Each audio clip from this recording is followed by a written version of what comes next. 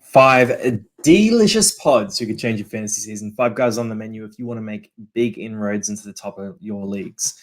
First guy here, Latrell Mitchell. And look, don't let that own percentage fool you here. 17.2%.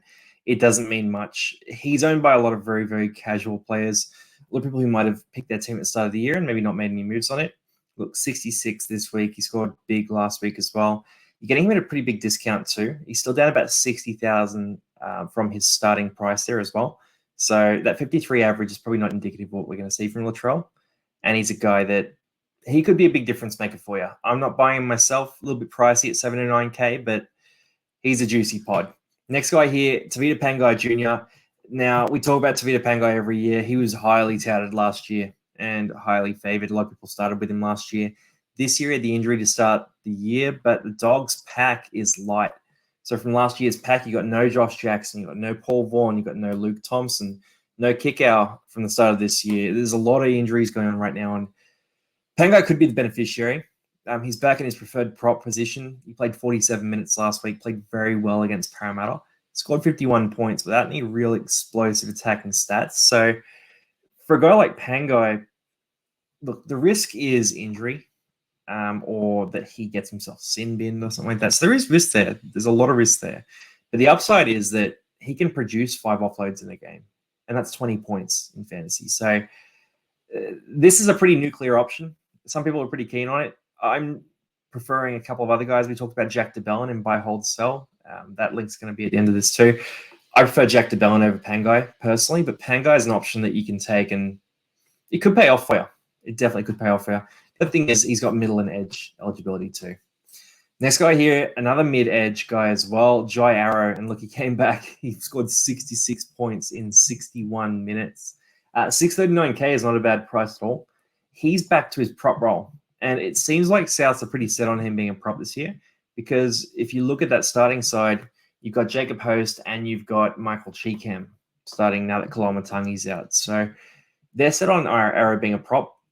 Arrow as a prop is a fantastic fantasy scorer. He's an absolute PPM machine. When he was at the Titans, he was a guy that we're always looking to as a sort of 55 average kind of thing. He's priced well below that, so you're getting some serious value. The risk there is that he probably plays Origin. So you probably don't get him from round 13, but Arrow is pretty serious value here, and he's another guy that's pretty exciting. If you can get him in a draft league, that's even better, but he could be a guy you look at for fantasy. 2 guys left. One of them here is a very spicy pod. Look, 0.7% ownership. He's not a guy that we talk about much. Kurt Mann, 2 things I want to talk about here. One, posted that 60 points last week in 57 minutes. That's fantastic. That was on the back of a massive number of tackles there, as well as good run meters. Not a lot of attacking plays in that. If Kurt Mann stays fit, doesn't get injured, which is a huge if considering his history, he's going to play big minutes and he's going to score a lot of points. So that's kind of juicy. He's mid and half eligible. Doesn't really help you with the half side, though. We've all got a guy like Cleary or Hines, or maybe both. We've all got, there's lesser options like your Adam Reynolds, Sean Johnson, Dylan Brown, Mitch Moses, all those guys. So you probably don't need him at half, but as a mid, it's pretty exciting, especially with the shortage of mids right now. The other thing I want to look at here too is his name to start. So man name to start at lock. It sounds like they really believe in him there. It's surprising to me a little bit that they're not running with the Safidi brothers and maybe a Leo Thompson, for example, starting big and sort of powerful, but it's what Knights are doing, and it could be good for fantasy. He's a guy I picked up in a couple of draft leagues as well. The last guy here is Joey Manu, 607K, and let's just hop back. What's his price reduction? So 123K on the start of the year. So if you bought Joey Manu in round 1, you were paying 730K. As of today, you're paying 607K. He's a guy that can fit into both center and wing fullback. If you're moving on guys like Warbrick, Cam Pereira, Chancing Clockstad, maybe looking at Alamotti, then you're probably, even like a Lemuelu, then you're probably thinking about a guy like Joey Manu. Actually, I'm kind of talking myself right now into Lemuelu for Manu. That could be very juicy. We'll come back to that later. But look, yeah, Joey Manu, he's named at 6 this week as well. He's a guy that was on the radar. I was thinking I might look at him for round 14.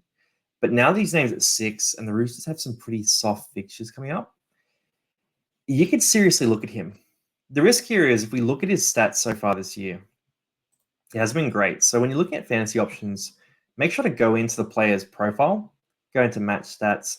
You can actually see the breakdown of their stats. So things you want to look for, this first section here is all your attacking stats. If this is full, then you got to ask yourself, is that player going to produce a lot of attacking stats this year? Joey Manu has nothing in the try column. He got a couple of try saves. He's got 1 try assist, 1 line break assist, 0 line breaks. Okay, so right off the bat, Joey Manu is due for some positive regression. He's averaged about 38 points this year, and he's got basically nothing in attacking stats. Look, 4, 6, 7, 5 tackle breaks. That's solid for him. His tackle rate's okay. He's not going to miss 5 tackles most games. Run meters, that last game against the Sharks was a really dodgy game, and he scored 25, but he's done pretty well. He's been involved. You just can't back him to be sort of that low down. And if you look at the fixtures leading into Origin, Dragons twice, Warriors, who have been good, but Joey Manu is another class above. The Cowboys have been dodgy. And look, even the Panthers, Joey Manu has an advantage on both centers for Penrith, a big advantage. So he's a guy that they could lean on in those tougher games, but also he's going to exploit St. George this week. The other thing is, if you roll through, you've got pretty nice fixtures after that too. So look, Panthers again. But other than that, like Dogs, Newcastle, Raiders, Manly are all very, very, very exploitable games, especially with Newcastle. They'll be missing probably Gagai, maybe a couple other guys as well through Origin. So they're the pods to look out for. 5 guys to keep an eye on, and I'll just jump back to them here. So Latrell, Pangai, Jai Arrow, Kurt Mann, and Joey Manu. 5 guys you can look at. Let me know in the comments which one you're looking at, or if there's someone else